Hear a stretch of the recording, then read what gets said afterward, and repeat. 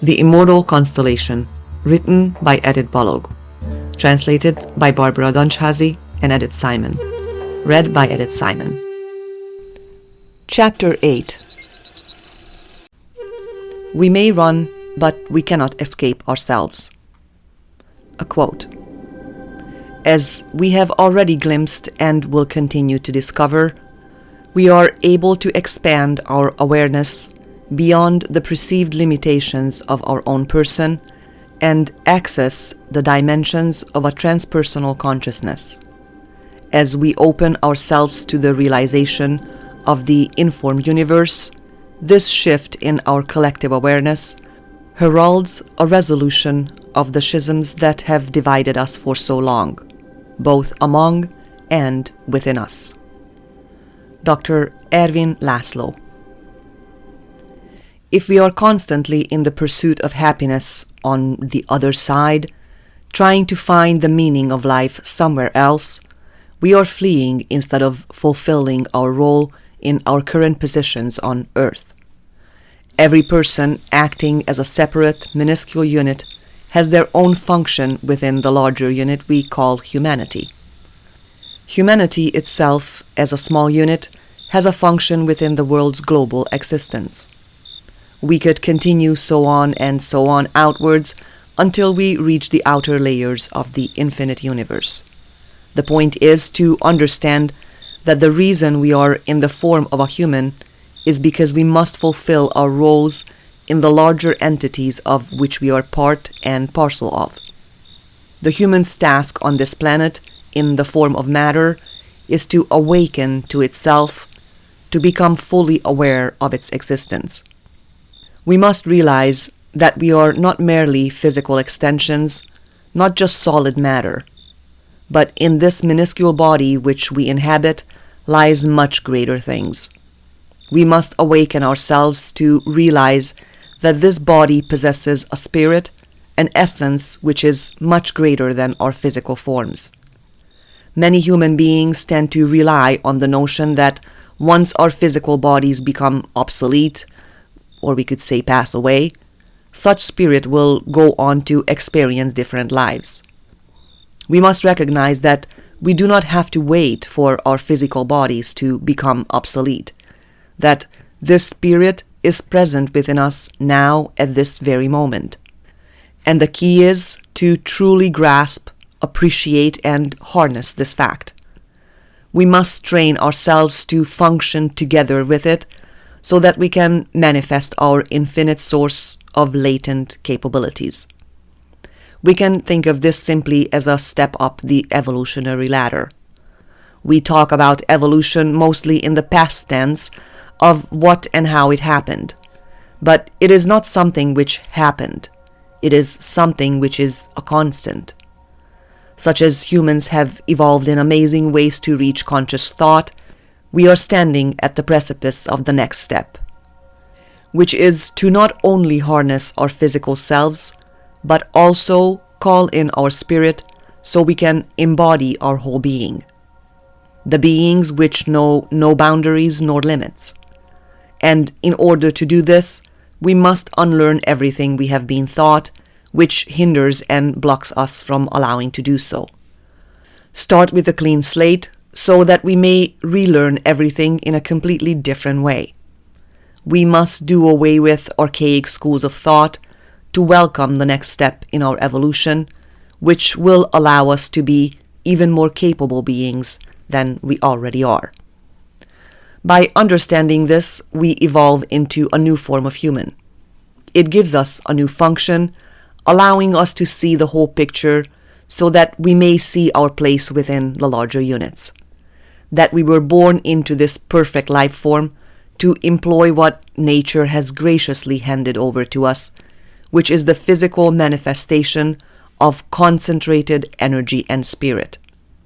So that in this form, we can fulfill the purpose of our being, so that what has manifested into matter may awaken to its own existence and awaken its consciousness. To realize it is more than just what was manifested and possesses much greater strengths than which it formed from. the matter must become aware of itself. Through our evolution, we can become capable of seeing outwards from this closed-off way which we view our bodies with, so that we may progress and evolve our capabilities to a point where, from our material position, we can understand our spiritual being and fuse the two together. To understand that matter, our physical form, is nothing else but energy and the spirit working together. The purpose of life, wait for it, is life, so that the process is constantly continuing. And at the very heart of it all is growth and progress, because these two go in the direction of life. Going towards the direction of life always signals movement and continuity, which sustains it. If we do not grow or progress, we stop, and the process is reversed, and we turn towards the opposite, death. From a human point of view, life itself means the process of continuous movement. Until we function according to the laws of life, or I could say until all parts work together in harmony, life will continue. The problem arises when the individual parts stop working in unity and the unit disintegrates. For us to be able to control our current experience, it is necessary that we learn to control our own unit's collaboration consciously. To achieve this, we must stick closely to our unit, which is our bodies, and not always look outwards with the belief that this body we possess is a temporary loan, a throwaway vessel. We must appreciate and embrace our physical selves and make it work together with our spirits. If we do not, if we overlook it and not make it a priority, we are literally sentencing ourselves to inevitable death. A quote by Dr. Bruce Lipton. The cells of your body aren't old. They keep regenerating, they are new. Your body has the potential of being as young and as vital as it has ever been, you see. You don't have old cells. You just have an old attitude about your new self. Change is inevitable, and so is evolution. It occurs in order to accommodate the environment, to perpetuate and sustain life. It is how life forms react to their external surroundings. We cannot stop this process, but through our consciousness, we may master control over it. If we do master it, we can direct it to our benefit. If we do not, we will continue existing the way we have, awaiting certain death. Every form of life, including humans, reacts to the environment accordingly. This is what evolution is all about. And it is this very reason why our bodies degenerate and we reach death. It is how our bodies react to the external influences. Through conscious thought, we may harness the power of evolution to gain control over the direction of this process. Once we stop focusing elsewhere, stop awaiting our souls to leave our physical bodies in order to move on, and begin appreciating our material manifestation, we may use this tool to regenerate ourselves. And if we master this to perfection, we very realistically have the possibility of bypassing death itself. Death is our physical reaction to the environment which we presently have no control over, and therefore it keeps us heading in a single, inevitable direction. But if we master our consciousness, we can direct evolution itself into a new direction, life. The key is to start appreciating our physical forms.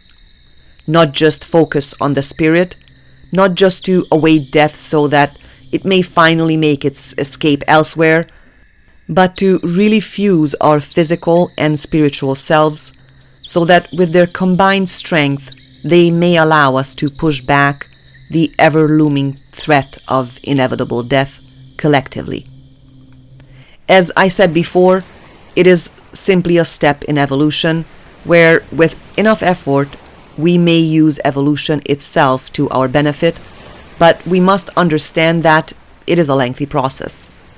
It provides us with features that allow us to exist and survive in a given environment. It is we ourselves who controls this process. Our psyche triggers our brain, which sends its signals to resolve various problem areas. Emotional conflicts we experience from the external world are what trigger this process. So the key is mastering the control we exert over our conscious thought and controlling these so that the process of evolution may aid us in allowing us to take a further step. Humanity's potential possibility, as well as its function in life, is the manifestation of continuous life within its own unit. In other words, we could say that this is directed life which we are in control of through conscious evolution. Why are we so afraid to believe in the good? Why do we so readily buy into the bad that takes us down the path of destruction? Why are we afraid to believe that we are all indeed majestic creations of nature, armed with the strength of nature itself? Why do we push away that enormous creator being which we really are? Because of this defeatist and self-devaluating attitude, we are losing out on being able to harness all the potential, capability, and strength we possess. We always allow some messenger of tragedy or destruction to influence us, and we allow ourselves to be influenced by herds of ignorant people. Because of all these, we choose the path of destruction and we recreate it over and over. A few thoughts about the necessity of merging science and religion. A quote: "All matter originates and exists only by virtue of a force which brings the particle of an atom to vibration and holds this most minute solar system of the atom together. We must assume behind this force of the existence of a conscious and intelligent mind. This mind is the matrix of all matter." Max Planck. If we are talking about a human, we must look at it in its entirety. We cannot separate the body and the spirit. We must think of it as them forming one whole entity. As we said before, knowledge is imperative on the road to growth and progress. But this knowledge possesses different components. One is the so-called material component, and the other is the spiritual or energy level. One must be equipped with the knowledge of both planes in order to reach a fully formed understanding. The matter and spirit cannot be divided, as the matter contains the spirit within itself. Currently, these two topics stand at opposition, with the people in scientific circles at one end of the spectrum, while those dealing with the spiritual at the other. Those in each field focus on their own arenas and spend a very limited amount of time, with a few exceptions, on what the other side has to say. Though the work they accomplish in each field are important in their own right, by never incorporating pieces of the two together, we get only a fraction of the picture. We only get the how, not the why, or we get the why but not the how.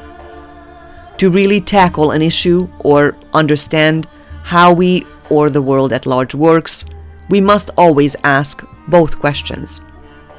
Scientists deal with the how, while spiritualists concern themselves with the why.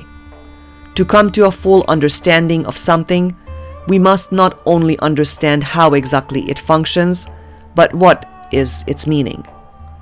If someone gets stuck in the material world and only views themselves as simply a body, while rejecting the idea of the spiritual, or vice versa, it is impossible for them to reach that peak of consciousness we have been discussing, so that they may be an active part of the leap in evolution, which enables humans to fulfill their full function in nature and its collectiveness.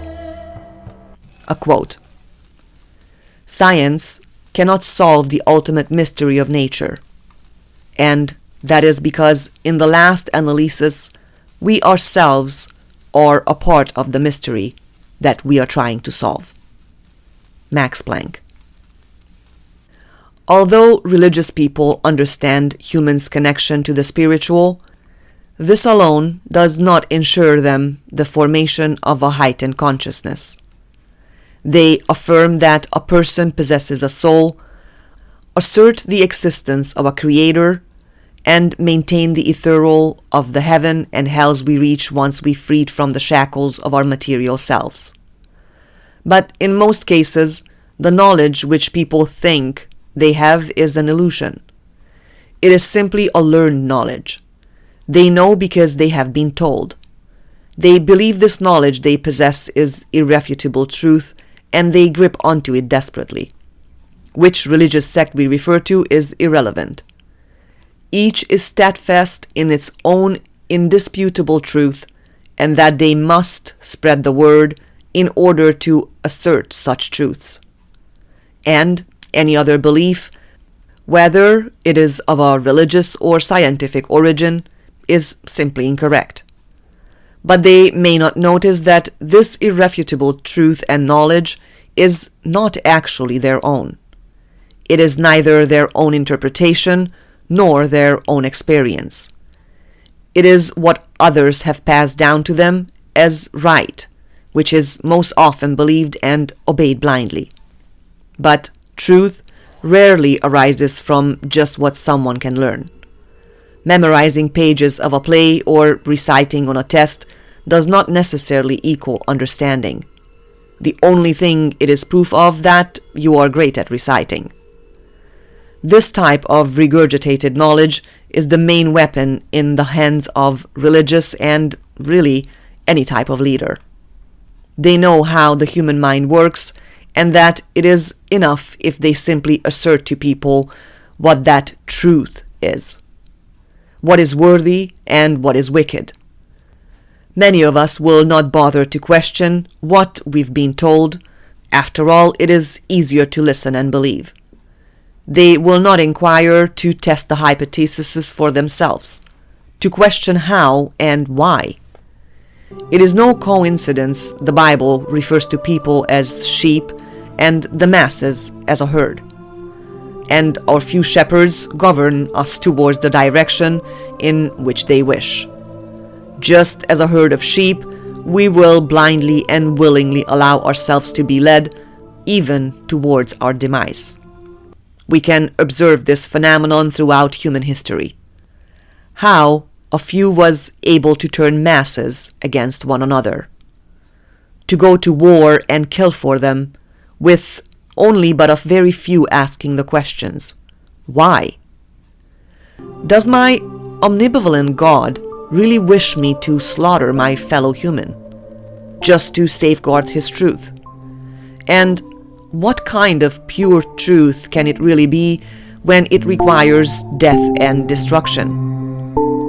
If we look only to the past couple millenniums, we are well aware of the atrocities carried out in the name of God by countless various religions, no matter how much their roots may have been similar to one another. The destruction which arises from a lack of knowledge is ineffable. The phenomenon that ignorance breeds certainty in all the wrong places is verified. They take little bits and pieces they know, driven by the confidence ignorance bring, and attempt to force and assert themselves onto others. This is the provenance of all wars, not just the ones fought in the name of gods, profit, and power. When two people turn against one another, the reason is almost always ignorance. How is it possible religious leaders, who refer to themselves as the hands of God, contrived certain ideas they thought rightful and forced masses into following them, turned their fellow man against those who did not adhere to such ideas. A very simple example which comes to mind would be the witch hunts. In the early modern periods of 1480 to 1750, when witchcraft trials were legally sanctioned, it resulted in the executions of tens of thousands of people around the world, mostly women. Christianity and its proxy secular institutions deemed witchcraft as being associated to sexual satanic rituals, mass psychosis, and cannibalistic infanticide in order to justify these killings. In reality, most of these people were healers who had the knowledge of nature's laws and simply working with nature to help others. How could such thing take place? Because those who carry out the deeds were just as ignorant as their leaders, steadfast in their belief that their dogmas were the truth and they must exterminate all evil. The only proof of truth history provides is that the only evil which requires imminent eradication is our ignorance. A human being without knowledge and wisdom harnesses all of their mind's creativity and spiritual strength in an endless number of perverse directions. He is capable of committing acts of unspeakable malice and atrocious behavior. On the other hand, if people could gain access to real knowledge, of real truth, of their consciousness and their conscience, they would be capable of developing potentialities previously never thought possible, to shun away from destruction and turn towards good, to exist in a way which is in accordance with nature's and life's laws, to exist in love. The most important aspect of this law we must hammer into ourselves is that the only way progress is made possible is together, by coexisting and helping one another. History shows that we need to place true knowledge at the very top of our priorities, especially to ensure that among the world's leaders in any arena, there are no place for those who are ignorant or destructive, that we aid everyone in realizing and harnessing their own capabilities so that they may take an active role in our overall growth and progress, not just for their sake, but for our own. Because we need every single one of us in order to reach such an impasse. As individuals, we must not turn against one another. Such behavior is destructive, the result of ignorance, and opposes both life and nature. There is neither an appropriate reason nor excuse to do so. Humanity's origin and its key role. A quote: "We are part of a universe that is a work in progress. In this unfinished creation, we are tiny patches of the universe looking at itself and building itself." Greg Braden. Someone whose consciousness has been awakened is in complete and total awareness of their existence, that the physical extension of himself, which forms his own unit, is both material and immaterial, that it is both bodily and spiritual. He knows the importance of the physical body, and that from the moment of arriving into existence, it contains in itself the soul, spirit, energy, whatever he may choose to refer to it as, and knows that the two are not separate entities. They are fused together, coexisting in an interdependent state, where one cannot be without the other. The unit which we experience as the body is the same as the one which goes beyond the atoms and consists of the energy which made up by quantum pieces. The realization of this knowledge brings with it the understanding of all of nature, that everything else functions in the same way, that everything originates from the same source of energy as us. Humans have always been fascinated with our own origin story and ancestry. We place importance on our origins for many reasons. In addition to our roots being a captivating and rewarding field of study, it is also critical for both our present and future. The utmost importance of becoming familiar with our roots and origin is to gain intimate awareness of our own existence. Through it, we can familiarize ourselves with life's true form, that completely self-contained oneness which encompasses the eternal, the eternally evolving, and all possibilities. This is the first step up the ladder of our evolving consciousness and our conscience. Let's pause for a moment. A quote. Life exists only at this very moment, and in this moment it is infinite and eternal, for the present moment is infinitely small. Before we can measure it, it has gone, and yet it exists forever. Alan Watts. Thus far we have discussed issues, the machinations of various systems, humanity, a few various approaches, and basic concepts.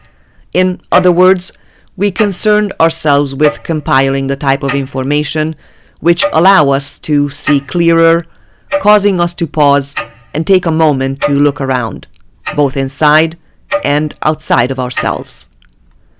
Yes, let us pause for a moment. Lean back in your chair, or if you are reading this on your couch or bed, let's put the book down and close our eyes.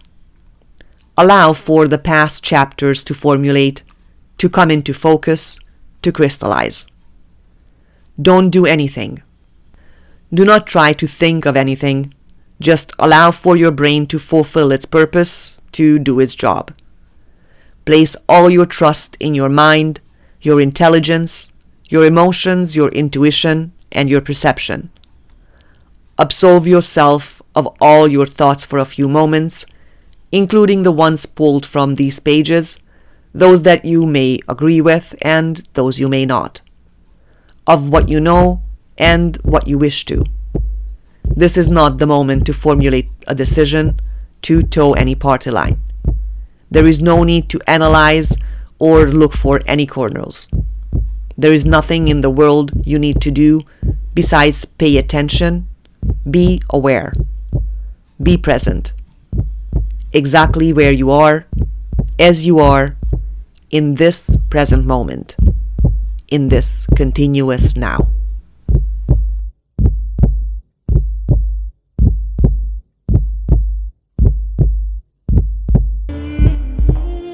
Our mission is to give an alternative viewpoint on life in this rapidly evolving moment in time. We feel there are many out there who have been waiting for such a message, which is why we poured our time, energy, and love into this project's manifestation, to aid humanity as well as ourselves in this transformation, to land together in a new, better reality, bathed in the sea of love and eternal unity. If you resonate with this message and would like to support our work, please feel free to share it with your community. Please subscribe, share, and like this video so the YouTube algorithm will suggest it to others interested in this topic. Thank you.